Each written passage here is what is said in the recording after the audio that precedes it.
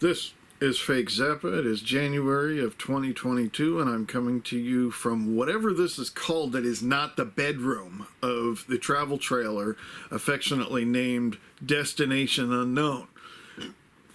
And I'm not south of South Carolina. I'm south of North Carolina. So if you heard that from a previous video, one or two videos ago, just know that I'm fake. I'm full of shit.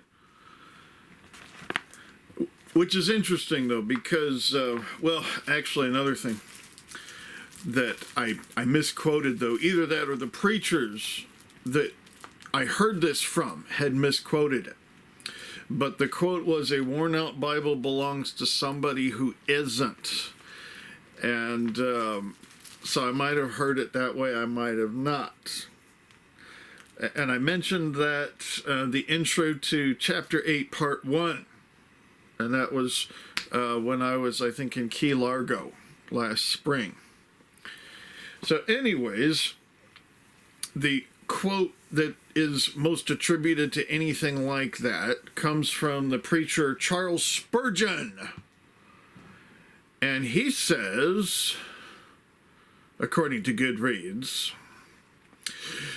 "A Bible that's falling apart usually belongs to someone who isn't." And so, since this has been my Bible for about the third year or so, going on here pretty soon, that I'm actually pretty fucked up, but I'm not falling apart, considering. And not only that, and this is where I get to the word from my sponsor here. I told you about this, and it's true. You can get this from participating stores in the United States and maybe even abroad, including Walmart. And this is pure, unsweetened cranberry. And if you have a urinary tract infection, especially if you're just getting over the clap or the clam, this is the shit to drink, man. You dilute it with some water. You don't want to drink it. Oh my God, it's the most bitter, sour thing. But you know what? Here's a little secret. Put it on vanilla ice cream. Seriously, it'll knock your socks off. Holy shit. I used to do lemon juice on ice cream. That's really good to have like a tart thing that's going on. And then I started doing the pure unsweetened cranberry juice. This is concentrated stuff. And so I was at a Christmas banquet, no, potluck last month. And this very nice and considerate lady was talking, because I was telling her about my dietary needs and stuff, and I'm eating all this stuff and wondering, does it have gluten in it? Does it have sugars in it? How sick is this gonna make me? And she's like, well, I made that broccoli salad that you're eating. Oh, it's good. She goes, and I sweetened it with stevia. I'm like, wow, that's great. And then I'm eating it, I'm thinking, holy shit. There's those craisins, those cranberry raisins, those dried cranberries, and they soak those in so much sugar, and it made me kind of sick. Because Ocean Spray is one of those companies that's really pushing a lot of bad sweeteners, and the only thing that had an actual healthy sweetener in it got unfairly recalled. So that is my scam. That is my scandal. And even more so than that, because I love mentioning shit that has absolutely nothing to do with Frank Zappa, I'm going to talk about Joel Osteen, the son of renowned preacher John Osteen, who built this super hyper mega church from practically nothing, only to let his skinny son with huge teeth, I mean teeth that's like you put like fucking Barack Obama and Jimmy Carter and put their teeth together and you get Joel Osteen. And he's always like, I like to start with something funny. And before that, though, he does this, he calls it a prayer, the Joel Osteen prayer, and he does this as an intro to his television broadcasts. He's probably still doing it too. I don't know, because I don't watch that shit anymore. You gotta love him though, with that smile and those teeth. He should have been a Delta blues singer, man. I mean, you just look at the guy. So anyways, he had this famous thing that he did. He go like, "This is my Bible. It says what it says. I am what it says I am. I can, you know, all this stuff like that." It's like this. We're doing a positive confession as a congregation, and mind you, there's like there's like 20,000 people in that congregation. They're all saying that together. It'd be really cool to get 30,000 people together to pick up the real Frank Zappa book. Because after all, I mean, it says it here. This book belongs in every home. I mean, that was the New York Post that said that. And they're even more infallible than this guy is. Well, but then again, though, Joel Osteen likes to say shit like, "I'll be taught the word of God. I'm about to receive the incorruptible, indestructible, ever-living seed of the word of God, and I will never be the same." So I have to change it a little bit when I do my prayer confession of my Bible. Are you ready? This is my Bible. I am what it says I am. I can do what it says I can do. Today I will be taught the word of Zappa. I boldly confess, my mind is alert. My heart is receptive. I will never be the same. I am about to receive the deplorable, hyper fucked up, ever living seed of the word of Zappa. I will never be the same. Never, never, never. I will never be the same. In the name of Frank, amen. And if you believe that, shout, "Oh me, oh my," because we're going to get it today. And this is about mirage, also known as marriage, a dada concept, otherwise dada, however you pronounce it. And if you don't know what dada means, it means like take all the fucked up shit on Uncle Meat, which was released in 1969 on Bizarre Records. And it has some wonderfully fucked up shit. In fact, you might even speed it up a little more. That's pretty close to Dada. And if you're wondering if anybody in Europe was listening to that, maybe people in Europe were listening to Uncle Meat, unless you forget about an album called The Henry Cow Legend. This is chapter 14, and we're starting from page 243. And in it, you see a depiction of the Zappa family, also known as the Sanchez family, according to this guy I used to live with in Alaska. And there they are. There is Divan Munyanit, and there's that looks like Dweezil, and I think that's Amit. Not Amit Arrogant, although that might, can't remember if that's his last name. We might find out though, because I haven't read this chapter in about a year and a half. So anyways, we're gonna read about Mr. Dad, and we're gonna read about this rock star who actually has had a very boring life as a family man when most rock stars were way more absent from their kids. Did his kids grow up really fucked up, hating his father like most rock star kids do?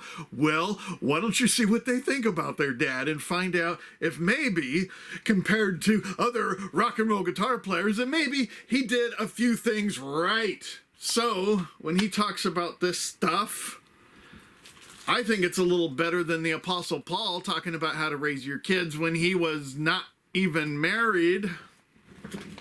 This is why This has been my Bible. This has been my source of strength. It is something that I've read on the streets of Georgia and from the stage, and have been doing this entire series for hours. And I'd love to put it in an audio book as well, because it's so wonderfully fucked up, and it's so full of my unintentional and intentional mistakes. So I'm going to cozy up with this broken electric throw here, and we're going to talk about Familia Zappa, marriage as a dada concept.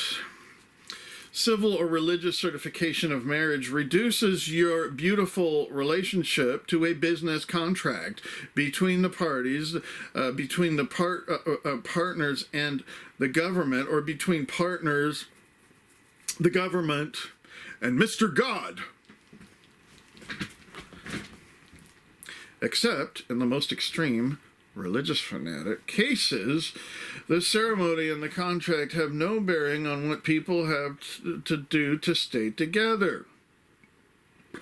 I've never met anyone who felt that marriage was a special career and that he or she must excel. But if we are to believe the drivel on CNN, such people do exist somewhere in yuppie land, white bread mutants who set out to breed that one perfect little child artifact piece of furniture combination snack pack. This will be a frightening bunch when they grow up. All the worst behavioral traits of their accursed parents, combined with the ability to play a violin at 7, speak 4 languages by 9, and graduate law school by 11. Picture a civil war between them and the children of today as homeless a few years, in a few years. Mr. Dad, no matter what fantasies you maintain regarding your personal relationship to the universe at large, everything gets modified within the context of spousism and dadism. As I walked out the door in September 1967 on my way to the mysteries of our first European tour, I told Gail, if it's a girl, call it Moon. And if it's a boy, call it Motorhead. About 2 weeks later, I got the call. Moon had been born. Her first word was "werp." The reason why it was "werp" instead of "mama" or "dada" was it was used to edit tape, the lumpy gravy talking sessions in the living room. And when you're editing dialogue and moving the reels back and forth, the backwards voices sound like they're saying "werp." Gail and I never sat down and said, now we're going to have another baby. When the first one arrived, I thought, because of where we were living and how much money I was making, that it would be really inconvenient. But it moved out to be okay, especially when we moved back to California the following year. Moon is proud of the fact that she was born in New York, but I don't think she would have been too happy if she had been forced to grow up in the city of cubicles. When Dweezil was born, Gail decided to have natural childbirth. At the time, the only hospital in Los Angeles that would allow this process to occur with a dad in the delivery room was Hollywood Presbyterian Hospital. When it was time for the big delivery, we expected a slight delay. We had to fill out massive papers before they let us in, riddled with irrelevant questions like, what religion are you? Gail looked at me and said, what shall we put? I said, musician. That was the first thing that upset the admitting nurse. The second thing was to spoil her afternoon when she asked, what are you going to put down in the name of the child? Gail said, Dweezil. Gail's got a funny-looking toe, which had been the source of family amusement so often that it had acquired a technical name. It wasn't really a toe. It was a dweezil. I thought then, and continue to think today, that dweezil is a nice name. Fuck the nurse if she didn't like it. Page 245. The nurse pleaded and pleaded with us not to name the child Dweezil, labor pains and all. She was going to make Gail stand there unless we gave her another name to put on the form. I couldn't see letting Gail suffer just to argue the point, so I rattled off an assortment of names we knew. Ian, like Underwood. Donald, like Captain Beefheart. Calvin, like Schmeckel. Elucid, James Motorhead Sherwood. As a result, Euclid was, I guess, Motorhead's name. Whatever. As a result, Dweezil's original birth certificate name was Ian Donald Calvin Euclid Zappa. The nurse thought that was okay. In spite of this harrowing experience, we always called him Dweezil. He was 5 years old when he discovered the real names on his birth certificate. I was in my mid-20s when I found out. Up until the time, I had to get a passport for the first European tour. I thought my name was Francis, a name I had always hated. In order to get the passport, I had to present my birth certificate, a mysterious document I had never seen before. My mother mailed it to me from California. On it, as much to my delight, was a name other than Francis. Ruben Sanchez. Well, it wasn't that good. Frank isn't much of a bargain. But I had thought of it for years, even printing it on album cover, that I was Francis Vincent Zappa Jr. How could I have been such a fool? Dweezil was very upset, demanded that steps be taken to rectify this tragedy. We hired an attorney and had his name legally changed to Diesel. Had his name changed to Dweezil. That may seem like an unusual kind of demand for a 5-year-old, but Dweezil was a very unusual child. When he was very young, his main interest was cars. And I've seen kids who like to play with cars, but not the way Dweezil was into cars. One of the first whole sentences was, "What happened to the green car?" When we took him home from the hospital, we had a green Buick. We hadn't had it for a couple of years and wanted to know he wanted to know what had happened to it. I like this picture of the bottle and the baby. When Dweezil crawled, he didn't crawl on his hands and knees. He crawled on his back, which is cool. That I actually didn't mean to hold it upside down. But it's cool. You can see how he's upside down and that he looks right side up when I did that. So he would arch his back. He would move by kicking his feet, balancing himself on the back of his head. He actually worn the hair off in the back of his head by crawling across the floor in this manner. One day, he just got up and started running. No walking, right away to running. He hated long pants and refused to wear them to school. He went to school in shorts no matter what the weather was. Then he got interested in Japanese calligraphy. He had a little friend at school who was Japanese. They used to play together all the time. His friend was apparently quite an influence on him. Dweezil got mad at Gail once and wrote her a scathing note of what appeared to be kanji characters. just handed it to her without comment. Moon at the time wanted to know how to play the harp. She took lessons for a year and then gave up. Every once in a while, they all thought she wanted to play drums. Diva, our youngest, got her name because she was the loudest baby in the hospital. Amit was delivered by a C-section, and when I first saw him, he wasn't making too much noise. I said to the nurse who was wheeling his incubator out of the delivery room, "What's going on here? He's not breathing." She said, "Oh, it's probably just some mucus." It wasn't. He had haline membrane disease, something like that. He was premature and one of his lungs collapsed. He would have died if I hadn't been there and noticed that there was a problem.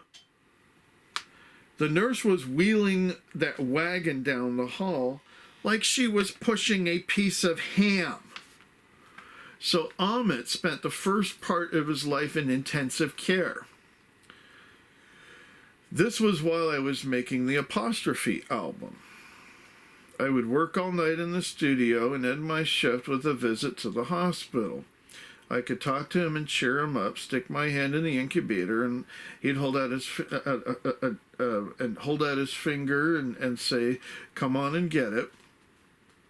He still had scars on his chest from all the needles and hoses. They put the stick in his lung and take fluid out and puff it out. But you never know how sick he was to look at him now. He's probably going to be 11 feet by the time he grows up. I guess he was 15 at that time, 16. People make a lot of fuss about my kids having such supposedly strange names. But the fact is, no matter what names I might have given them, it's the last name that's going to get them in trouble.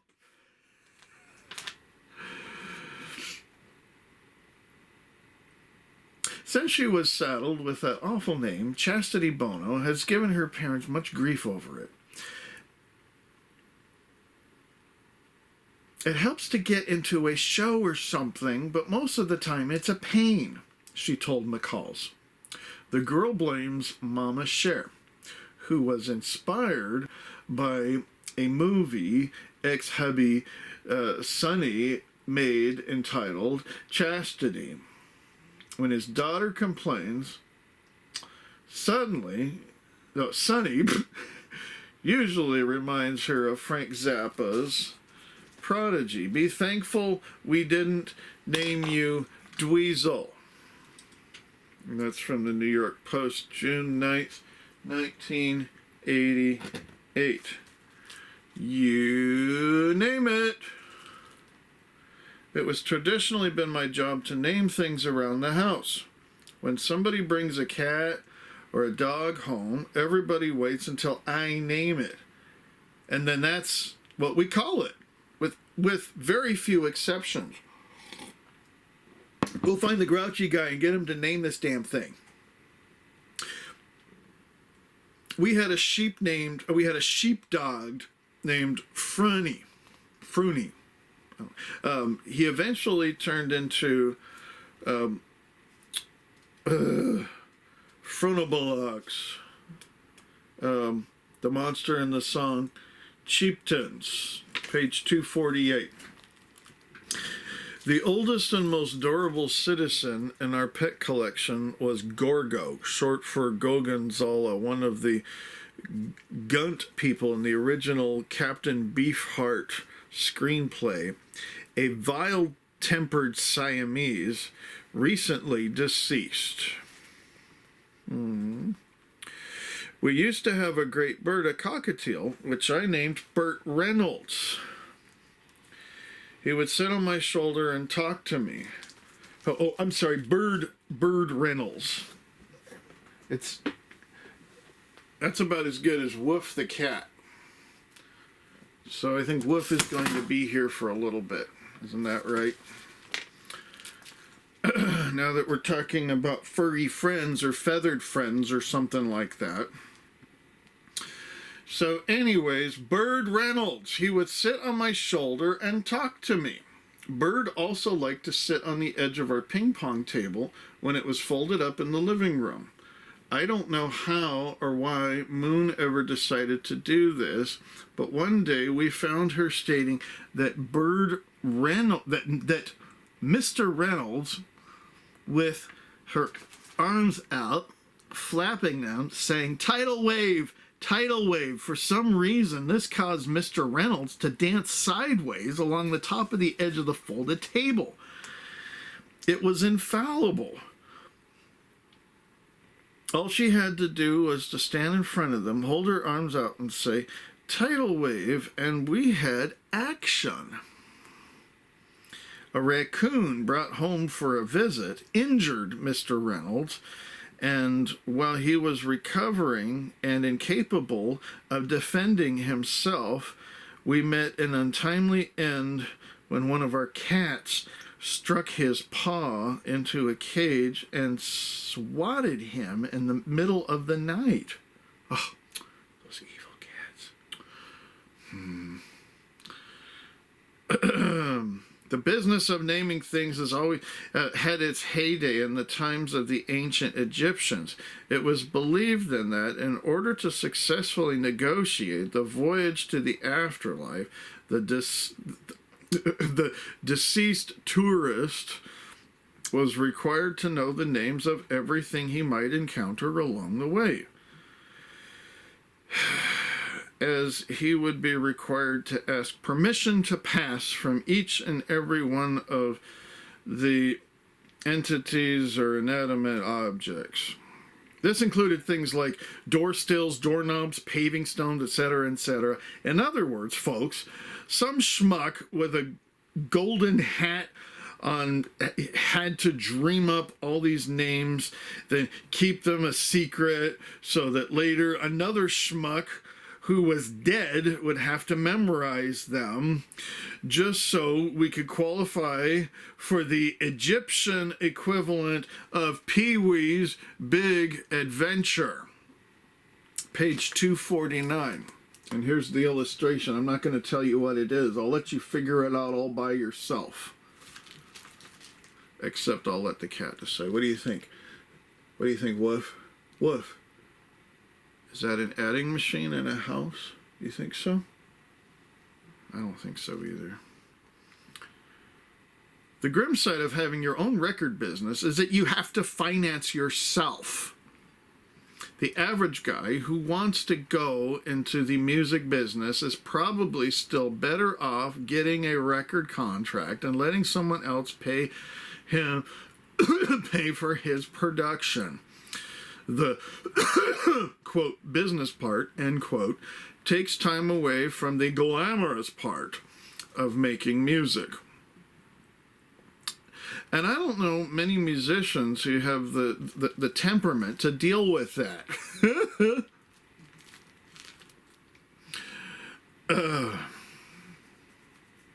I'm lucky. I don't have to do the mundane stuff because Gail seems to find it interesting. Fascinating.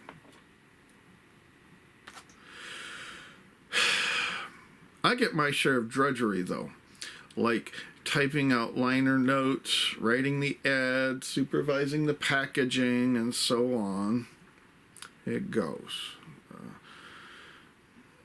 Then Gail gets to do all the follow-ups, calling the vendors for production services, meeting with the bankers and our accountant and the widely amusing Gary Eichowitz.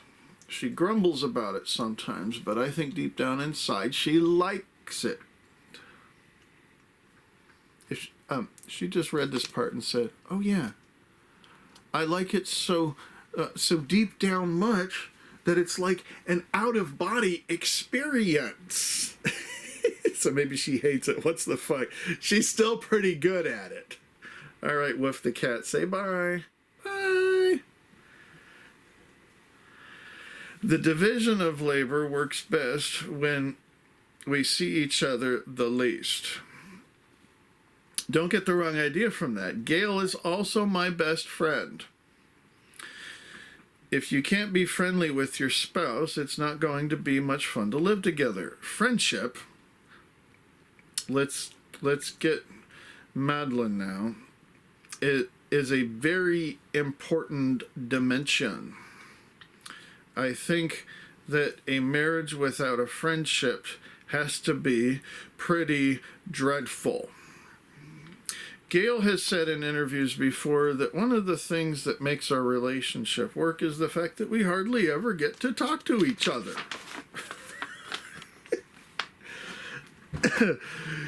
Page 250. We talk about business when we have to, and the rest of the time, we don't talk at all. The other factor that has kept things interesting is when I'm touring, which has been almost every year since we got married except 1984 to 1987. I'm gone from the house 6 months out of the year. Even when I'm not touring, our work keeps us on different schedules. The cottage industry, getting out our records, tapes, schedules, CDs and videos, the mail order business and everything that it entails is sufficiently complicated that in order to handle all the chores, I have to work the night shift and she has to work the day shift. We see each other on the edges of when shifts change. If I work the same hours as she does, nothing could get done. Gail has to be awake during the day because the kids have to go to school and she has to handle the telephone. My schedule sort of twirls around the clock. I can't stay on nights all the time because every night I work an extra hour or so in editing or recording or on the Synclavier or presently on this fucking book. Pushing it a little later each night. But then once I go to sleep, I want to either grab 8 or 10 hours and say my quote day end quote keeps changing around. Every 3 or 4 weeks I'm back on daylight and I dread it because I can't get anything done. The phone rings all the time.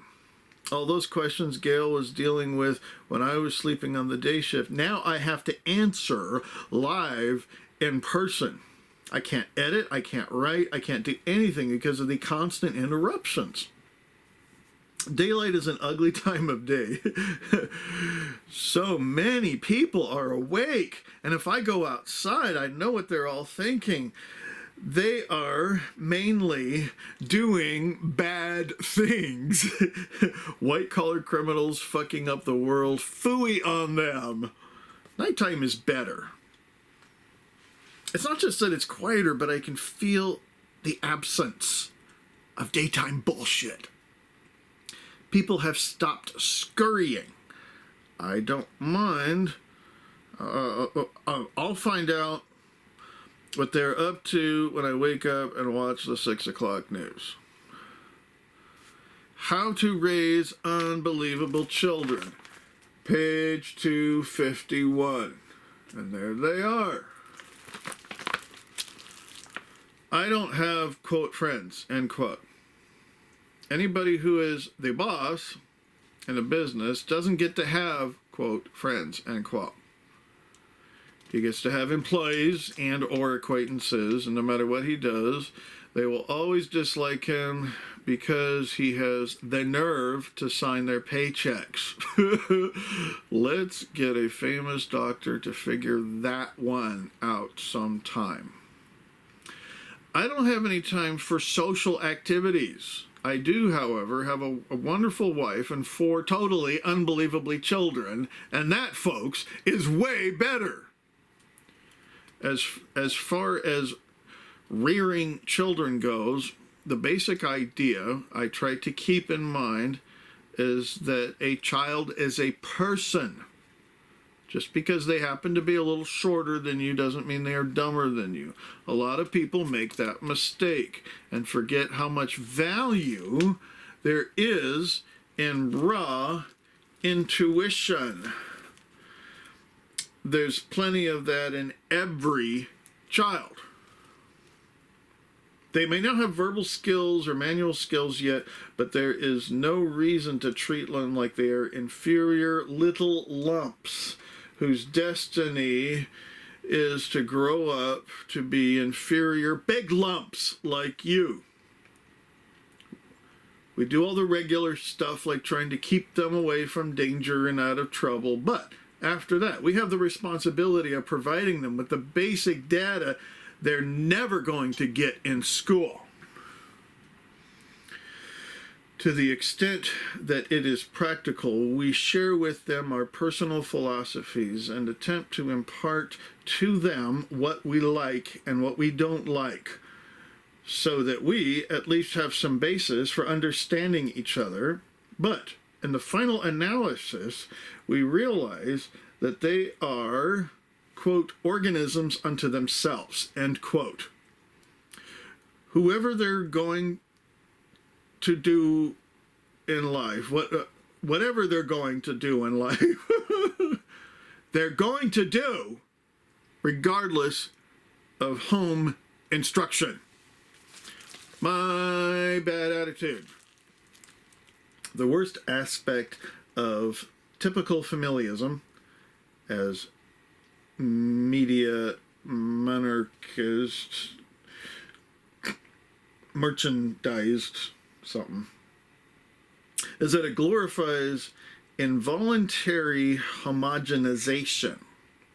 Thanksgiving rolls around, the kids want to have a Thanksgiving dinner, lay out the dining room table with all kinds of food, just like in the movies. Folks, they have to drag me, kicking and screaming, out of the studio to go upstairs and join them. I will sit at the table and eat because I like the food, but I hate sitting around acting traditional to amuse the little folks who happen to be genetically derived from larger folks who buy them sportswear. And during a family meal, during which I might be required to participate in some mind-numbing family discussion, with mashed potatoes dribbling out of the side of my mouth, I eat and I get the fuck out of there as fast as I can. It's the same with Christmas dinner and any other traditional family gathering. I can't stand it. I don't want to be rude, and I don't want to spoil their fun. But I think they realize now that I have what I would describe as a bad attitude about those kinds of things. The same is true if I have to go out to eat dinner. A 3-hour dinner to me is a miniature eternity, no matter how good the food is. One of the reasons is that while I'm waiting for the food to come, I have to sit there and talk to people. I really don't like to talk. It's like exercise for me. So here's some Kippy peanut butter. Not Skippy, but Kippy. More food stuff. Gail cooks maybe once or twice a month. The rest of the time, she's on the phone handling business. I would like to have regular meals, but seldom do, as we have anything interesting to eat around the house. Most of the time, the house is like a teenage hostel featuring our 4 kids plus all their friends. It's like a dude ranch or something. Usually they order pizzas or they go out to dinner. If any groceries are brought in, and tons are, I can never get the stuff fast enough before it's inhaled. I work in the middle of the night, so when I get hungry, I wind up digging in the drawers to find something a teenager would refuse to eat. If I knew we bought hot dogs that day, maybe I'll find a couple of buns left. The hot dogs are all gone. There aren't even any in the freezer. So I eat peanut butter. Most of the time the bread is gone. So I just shovel some out of the jar with a spoon. The pantry is usually full, but full of things you have to cook.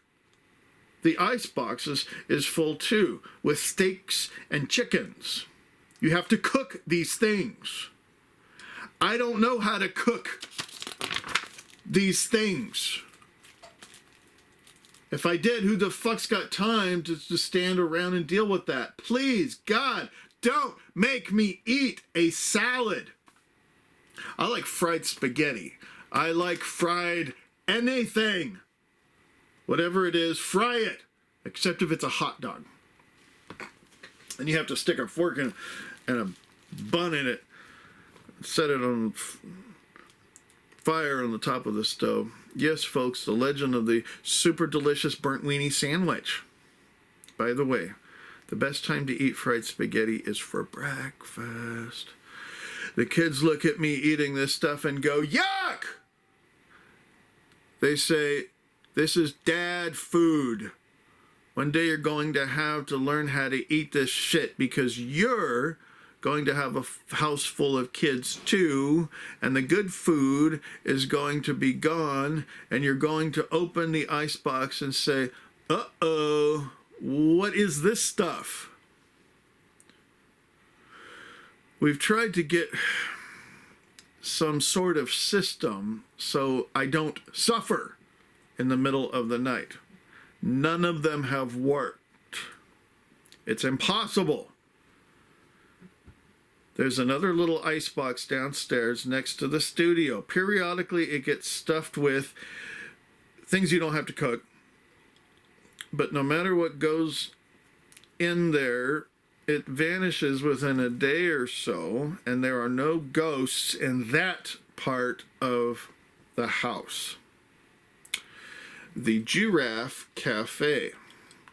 From the first time Diva operates something, from time to time, Diva operates something called the Giraffe Cafe. First, she made a sign that said, the Giraffe Cafe, open. Then on those special days, she hangs it on the door upstairs. This means she has made Jell-O. The Giraffe Cafe has provided many nights of elegant dining when there was nothing around to fry. Yum! The giraffe, and there's the Jell-O and the Jell-O mold, and it's shimmying for your enjoyment. It was raining the other day. Diva walked in and said, oh, can I go out and play in the rain? I said, of course. She got all dressed up for it, like it was a special event, and spent an hour singing at the top of her lungs in the backyard.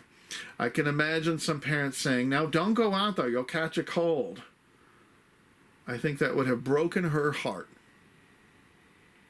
Kids have a natural sense of mysticism and a feeling of being connected to nature.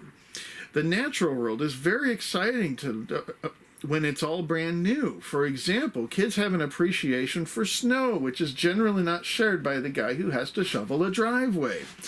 The older you get, the more you take nature for granted, unless you're Earl Gibbons and you want to eat everything that's lying on the ground until you die from it. Diva is a dear little girl. She just turned 9. She likes to do a lot of normal little girl things, but praise God, she has her bizarre side too. She had a Barbie doll once, but Amit burned most of the hair off, so Diva finished the job by squeezing Duco cement on her face, deforming the nose and forehead. I'm sure there's an organization somewhere that would protest that. Diva called her Snot Woman. Not bad, sweetheart. Dada has remained alive and well in my house, in my household since forever. Even though the kids don't have the faintest idea what it is, they're it. The whole house and everything connected with what goes on around here reeks of it.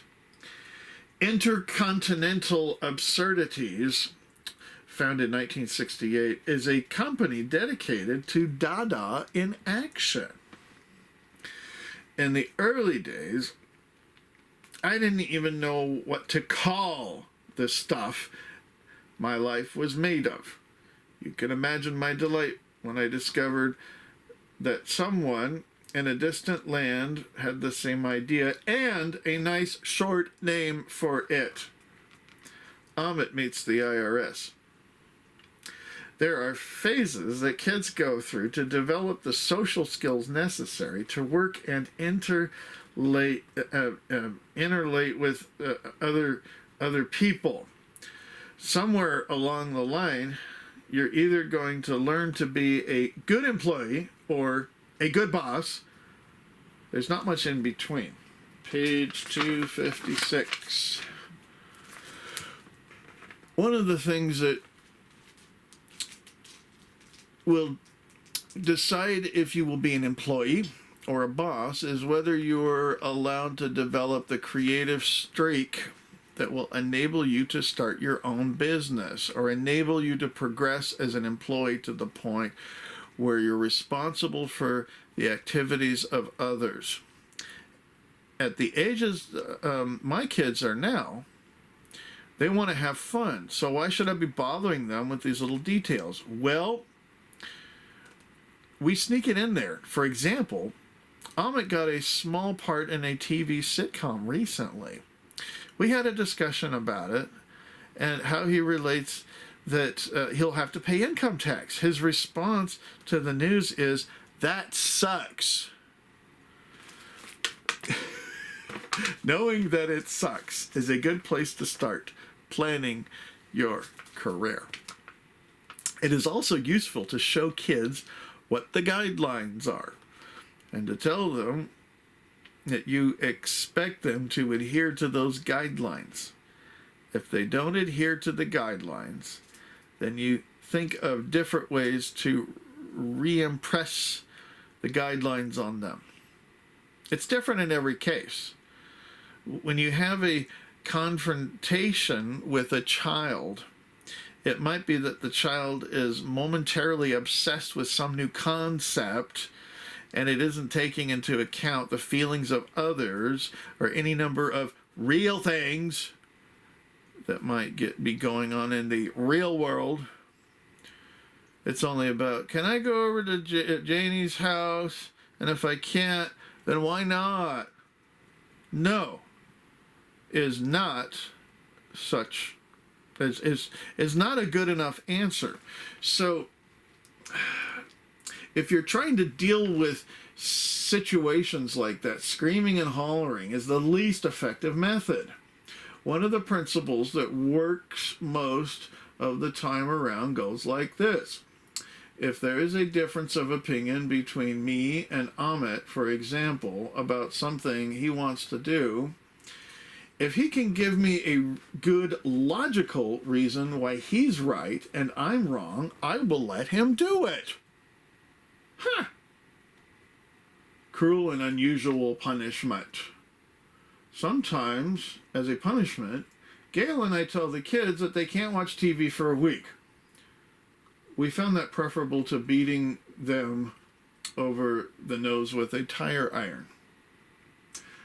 I used to tell Dweezil that if he was bad, I was going to make him watch The Man with the Brown Suit On. The rest of us may find televangelists entertaining, but 11-year-olds generally don't.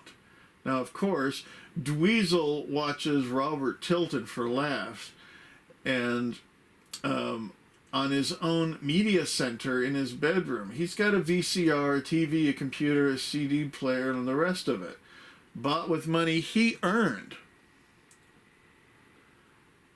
He has a unique little place in the house with a stairway going up the outside that leads right to his room, so he can come and go as he pleases. But most of the time, he likes to stay home. he's not as bad as I am because he'll actually leave once in a while and go to a movie or a concert. Both Moon and Dweezil took the California high school equivalency test at 15, which is the equivalent age of the law allows. So they both have high school diplomas. We're going to do the same for Ahmed and Diva. I don't want my kids out of the I want my kids out of the California school system as soon as possible. As far as their cultural education is concerned, films and books and so on, I make suggestions, but I'm not the kind of dad to sit there and badger them until they experience the splendor of something I might find interesting. Quite honest, Gotsy. We have made sure they have acquired all the basic skills like being able to read and write, knowing how to do arithmetic, and having some basic knowledge of science, and also some manners. After that, they're encouraged to make it up as they go along. Moon likes to read, and she keeps up with things, and Diva likes to read.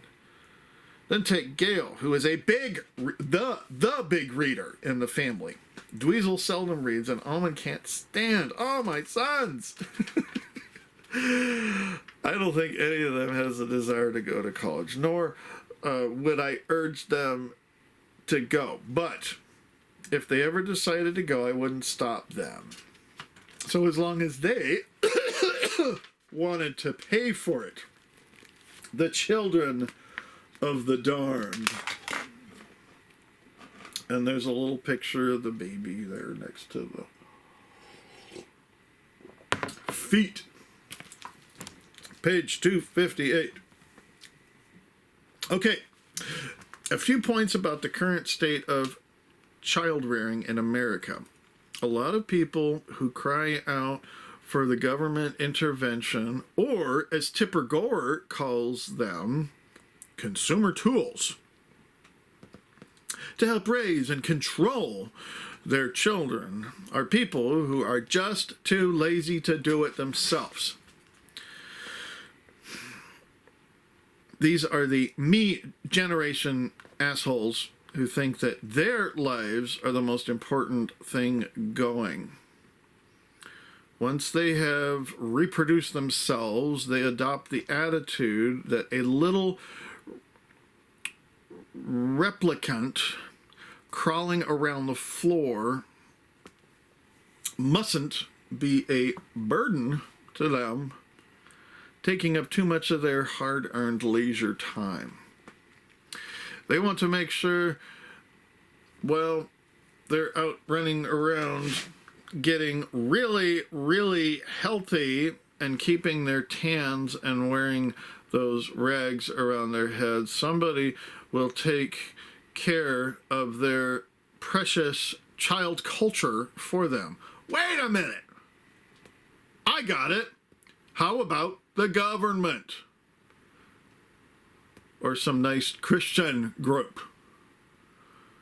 Or somebody else who says he's, quote, qualified, end quote, question mark. Grandpa never would have to put up with this shit. I am disturbed by the way people like to treat their children, especially single child yuppo family that uses the child as a status object. Ha! A perfect child? Of course. We have one here. He's under the coffee table. Ralph, stand up. Play the violin. It's as if they were saying, just look at him. We're fucked. This came out. Now he can do so much homework.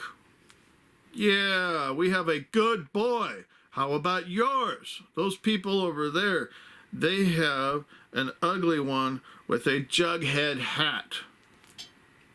Oh, we got ours a coonskin one. He was so grateful the more boring the child is, the more the parents, when showing off their child, receive laudation for being good parents because they have a tame child creature in their house. 259. And there's a picture of the parents with the number one baby, first prize. Yee, yuppo parrots. 80s California. Yay. That's why they'll bring their neighbors in, open the door to the kid's room and show him off. Here, look at this. Ever seen one of these up close? And if the creature in the room isn't frothing at the mouth and listening to backwards masking with heavy metal clothes on, then the parents are considered a success to be admired in the community. My best advice to anyone who wants to raise a happy, mentally healthy child is keep him or her far away from a church as you can. Children are naive. They trust everyone. School is bad enough.